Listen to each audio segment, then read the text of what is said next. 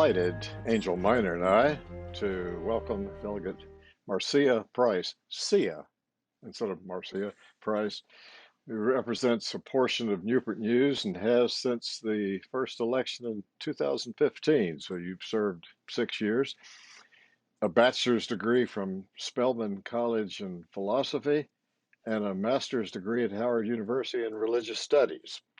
Um, Among the many committees that you serve on, you're the vice chair of the Privileges and Election Committee and chair of the very important Voting Rights Subcommittee. So we appreciate very much your being on. And Angel wanted to ask the first question, and so we will start with her, and then I have some, and then we'll look forward to great conversation with you. Thank you, Mr. Bailey. What sparked your interest to run for the delegacy in 2015? Yeah, Angel, thank you so much. And thank you for the opportunity to be here. You know, I reflect on that moment a lot, especially when the days get crazy and long. But it's really, I was there. I have been around politics and involved in politics since I was very young. I had politicians in my family going back to my great-great-grandfather. Politics has definitely been something that I was raised in, but I was more on the campaign side. I liked the fight of campaigns. I like getting out to talk to people. So when my predecessor, Delegate Bacote, said that she wasn't going to run again, the community was like, oh, well, who will we get? Who will we get? So I honestly showed up to a community meeting. It was a small community leader meeting where people were discussing it. And I was going to say, hey, I'll be that person's campaign manager because I had managed some successful campaigns. And then at that meeting, it was actually a meeting to talk me into running. And, I don't want to use that as an example for other women. Do not wait to be talked into it. But that was my story. And that was in about October of 2014.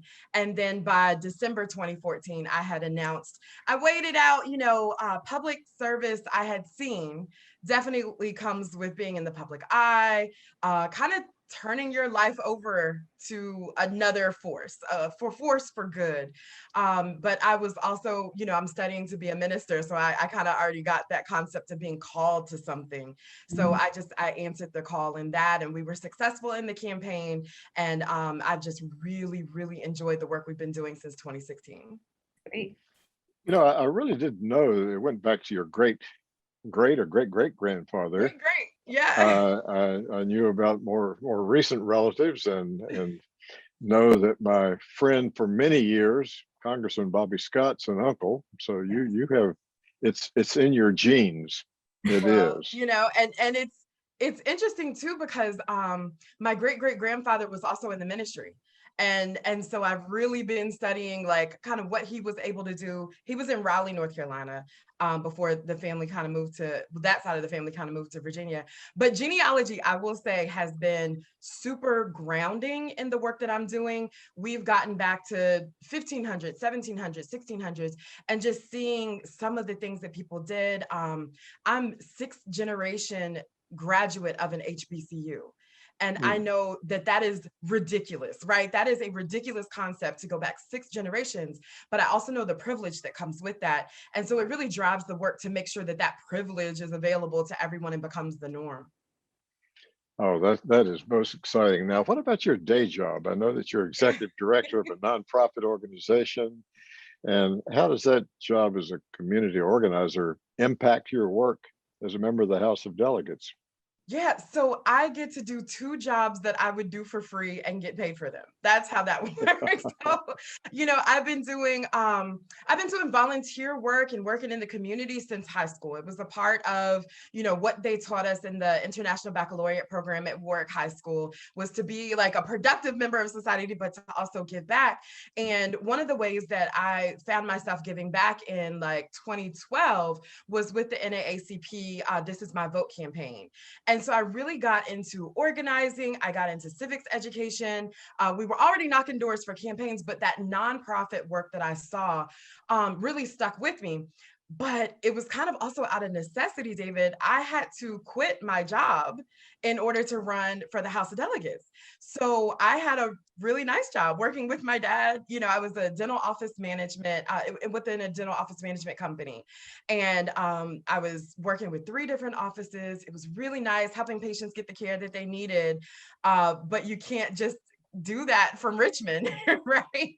So when we saw that the campaign was going in a good direction and it was like super possible that I was going to win, I parted ways and, you know, really leaned on my family until we could find something else. And I was like, well, instead of finding something else, let's create something else. Mm. So I got with New Virginia Majority and we created Virginia Block, which is the Black Leadership Organizing Collaborative. And we do community organizing in Hampton and Newport News. So it's really getting to talk about civics education and the power of voting and issues and relationship building and helping people. And I find that the mix between the two helps me make government even more accessible by teaching people how to do, you know, advocacy, but also listening to them when they do it. So it's been great.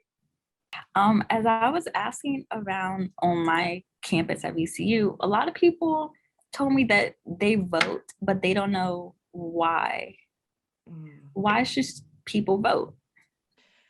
Yeah, the answer to that question is really within. And so if I was walking on the campus, I would, you know, ask them first, what do they care about?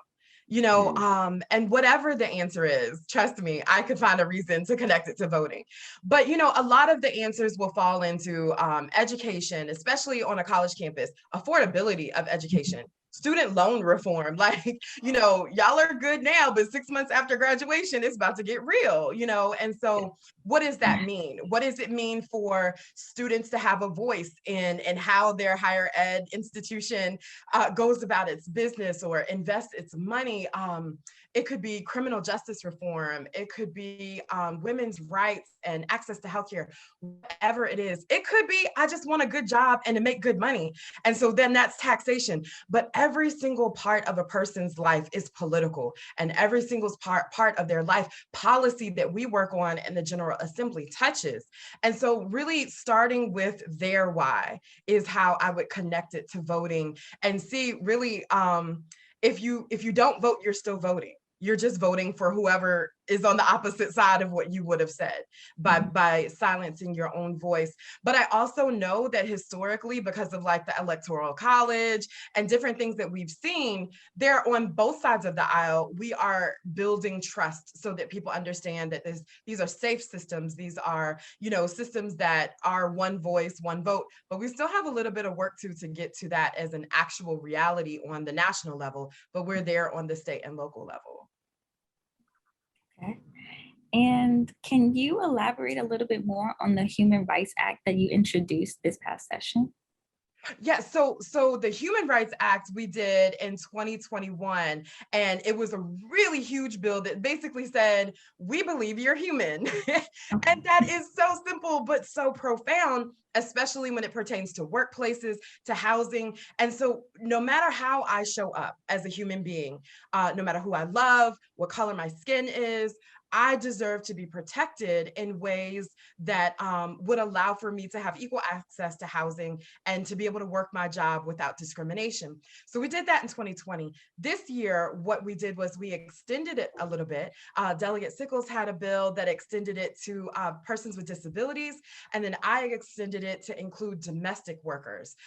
Domestic workers in Virginia are largely women of color, and they have just huge numbers of stories of discrimination on the job, of being underpaid on the job. And so we were working to make sure that those of us who are caring for our loved ones can do that work with dignity. And so that's the bill that I carried, was to extend what we did last year to include the domestic workers. What about other legislative matters that you dealt with? I know there were some major ones, probably all of them were major, but tell our viewers about others too. Yeah, well, I think I have, from that experience with working with the voters, I've just fallen in love with protecting voting rights. And so from very early on in the House, you know, We had a contentious conversation about in redistricting who was going to draw the lines. But a lot of my conversations dating back to 2017 were about how the lines would be drawn. And that is through a criteria bill that establishes those rules. So I tried every year, but it wasn't until last year that we actually got one passed that had meaningful impact. And what we did with House Bill 1255 last year was we made political gerrymandering, racial gerrymandering, and prison gerrymandering illegal, and gave parameters to how the lines of redistricting should be drawn in order to make them community-based, empowering, and fair.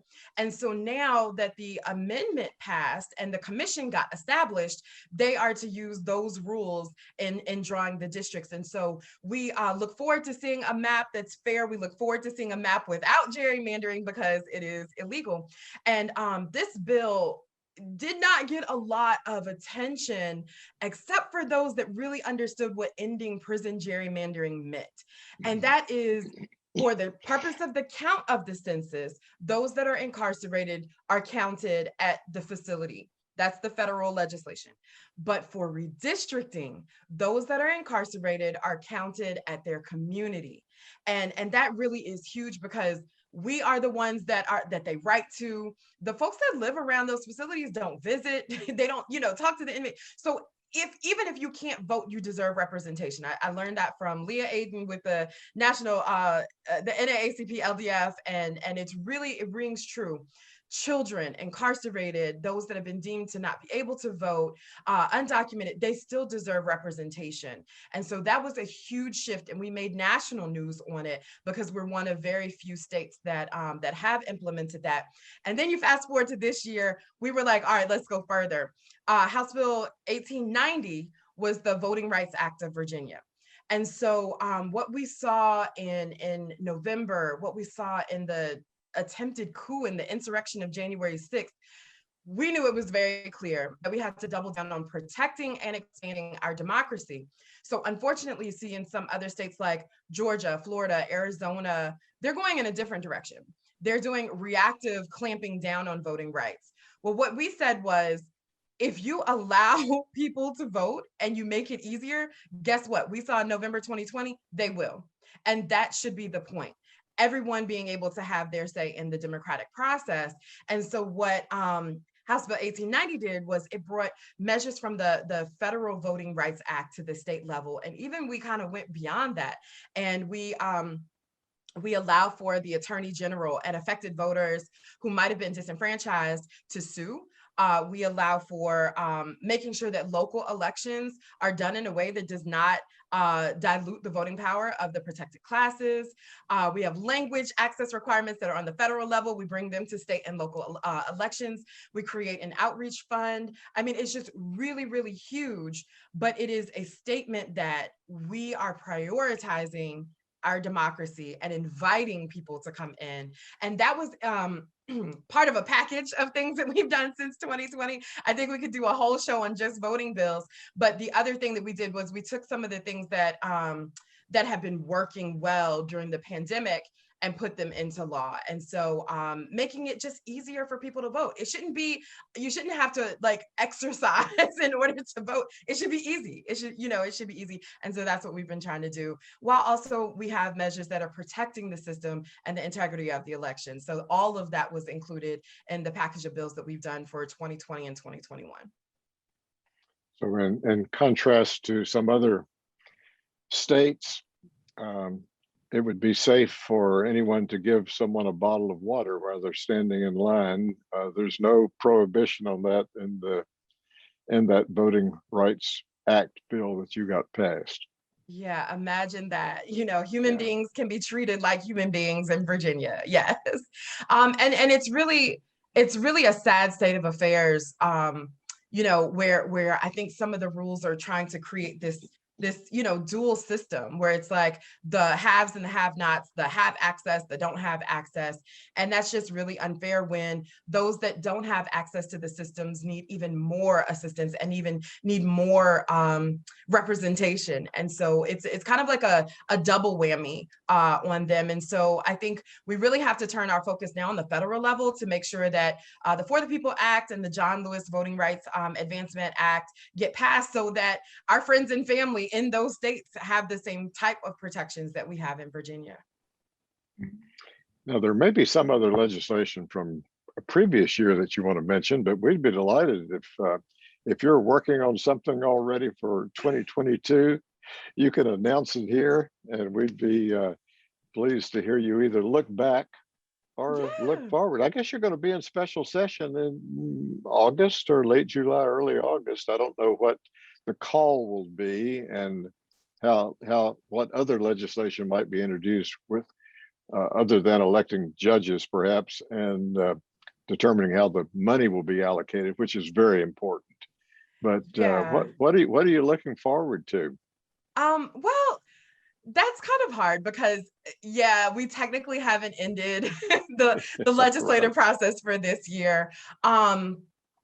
It is the money that you were talking about, the historic amounts of money that are coming into Virginia and localities across the Commonwealth from the American Rescue Plan are just hugely important. And so the governor took care of allocating the funds for the CARES Act, but in the budget during our session, we shifted that responsibility back to the legislature in order for us to kind of determine where these huge amounts of money were going to go, because we've been working on a lot of the gaps in our budget, so we can do certain things and help make sure people are healthy and in their homes and have access to educational resources and so forth. So that is something that we're looking forward to in special session. We're also going to have another special session, and that's for redistricting.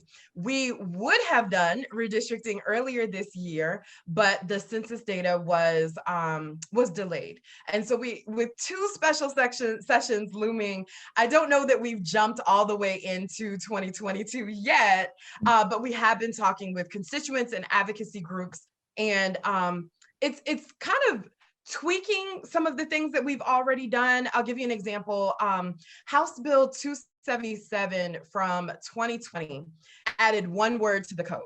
And it was in the section where if you are incarcerated, it says community service before and after your incarceration can count towards your fees and fines that you have to pay back. We implemented the word during as well. So before, during, and after. And it opened up for all of this community service that those that are incarcerated have been doing for it to count toward their fees and fines. But now we're seeing that the communication between the courts, the Department of Corrections, and even the Attorney General's office, we need to clarify that to make sure that everyone knows that this is available, but it also has to be a part of the order and before they get to the Department of Corrections facility, but then working with the Department of Corrections to make sure that we're equally allowing people to have access. So it's you put something into effect, and then once it's getting implemented, you see, okay, we need to clarify. The same thing happened with House Bill 340 in 2020, where, if you'll remember, in 2019, we had a federal furlough. It was a disaster for families who, through no fault of their own, were just not getting paid, but they still had rent. They still had all of these things due. So Senator Jeremy McPike did a temporary bill that would give them more time to pay their rent based off the fact that the furlough had happened. And then we were kind of thinking, oh no, another furlough might happen. We need to make some sort of this permanent, and we were able to. So in 2020, we had a House Bill 340, and if you were furloughed, you had 60 days stay on eviction, so you can have more time to pay your rent, and then you had a 30-day stay to pay your mortgage before foreclosure. It was great. We come home, COVID hits, and oh my gosh, it's the same situation. There were people that were being furloughed, there were people that were being fired, and at the beginning of the pandemic, it was just, we cannot have people, we don't want anyone experiencing homelessness ever, but also during a major health emergency, we don't want this. And so during reconvene session, we adapted the bill in order to fit for those that have been impacted by COVID as well. So then that goes into effect. And then we see the judges were interpreting it in very different ways. So then in special session, we went back and we clarified the language even further. No, we meant the full 60 days, not up to 60 days. We meant anyone that had, financial impact on, any financial impact from COVID, not a total loss of income. So you kind of, have these ideas, but then when they hit the real world, you see that you have to go back and tweak. So there are a couple of bills like that we are, going to work to go in and clarify to make sure that everybody understands what it is we meant. And then I've been doing a lot of work within housing justice. And we know that, tenants, well, Virginia, we found ourselves in national news, not for a good reason that time, but it was a lot of the top 10 cities that were experiencing the most evictions were in Virginia. 2 of those cities were the cities that I represent, Newport News and Hampton. And we've been working on that ever since, and that was 2019. And so the bills that we've been passing were to kind of equalize the relationship between the landlord and the tenant, but also allow the tenant to be able to fully utilize their rights to prevent evictions, while also making sure that the landlords get paid so that they can pay their mortgage. So that has been super interesting to carry bills each session since then, about implementing payment plans, allowing for people to use their right of redemption whenever they need to, moving it from a 5-day pay or quit to a 14-day pay or quit. The bill that I just mentioned about giving 60 days stay before an eviction or 30-day stay before foreclosure, those have had real life impacts on keeping families in their homes, keeping families in their secure places, especially during COVID, but also in general. So that's been cool. But then also, thinking back to public safety, we had historic public safety legislation through gun violence prevention. And one of the things that I appreciate about the voice that I bring coming from Hampton Roads was making sure that the conversation about gun violence was not just on mass shootings, but that we understand that everyday gun violence is plaguing some of our communities, and we want to get at the heart of why that's happening. So we passed a bill that allowed for localities to make their own gun ordinances within city buildings, and then we also established a grant fund for 6 cities in the Commonwealth to start off with, in order for them to do community assessments to get them in a better position to apply for the millions and millions of dollars that are available through federal and state funding for gun violence prevention. There's also been maternal health and inclusion, and making sure that everyone is treated like a human, like the Human Rights Act. We've also had economic justice. I fought for against wage theft, making sure that those can be investigated, and that when the investigations happen, that each individual person doesn't have to go through it. If a company is being investigated, no matter how many people there are, they can look into what is going on there. So yeah, that's some of the things that I've been up to, and I feel like in these lanes that I've been working in, we're just going to see where we can go even further. What important lanes you're working in, and I wonder, in the 6 years that you've served, you've moved up, I believe, to number 3 in 53 in seniority. Yeah. And after this next election, you'll be in the top 50 for sure. And what have you learned during this process as you look back at the Sia Price from 2015 and 16 to the Sia Price today? Wow. Yeah, she was so young. Well, she still is. Well, thank you. Thank you. I think, people kind of glamorize what it is. Behind the scenes, it is often soul crushing to have these big, bold ideas and know that sometimes change is incremental, or, just because your idea was great and 20 people might think you're on the right track, you got to get to 51, 21 and get the governor to sign it. So I think, matured in my thinking about what compromise looks like. And so compromising on negotiations without compromising values has been huge. I've learned read the whole bill. Do not just read titles, of course. And I love to read, so that's been great. But I guess personally too, it would be to focus on preparation and not perfection. And that kind of ties into managing those expectations. Very rarely do you get a perfect bill passed, but you can be prepared to get the best bill possible. And so I try to show up to every single committee meeting, every single subcommittee meeting, every single interim commission meeting, prepared, having read, having researched, having asked my questions, being prepared with even more questions. And I think, I have gained the respect of my colleagues in that sense. But my motto is be the change, do the work. And I have really tried to do that every day. And it's been quite a learning experience, but the relationships I built, what we've gotten done makes it all worth it. So what's next for Sierra Price? There are some of your colleagues. At one time, I think 4 of your colleagues were seeking the nomination for lieutenant governor. Now still 3 of them are, along with some other candidates in the Democratic Party. What do you see Sierra Price doing in a couple of years or 4 years? Well, I am really super focused on 2021. I have my own election. I'm on the ballot this year, so we're really focusing on getting the story out about the work that I've been doing and sharing the narrative of what it means to be equity and inclusion focused and still make major changes and historic changes.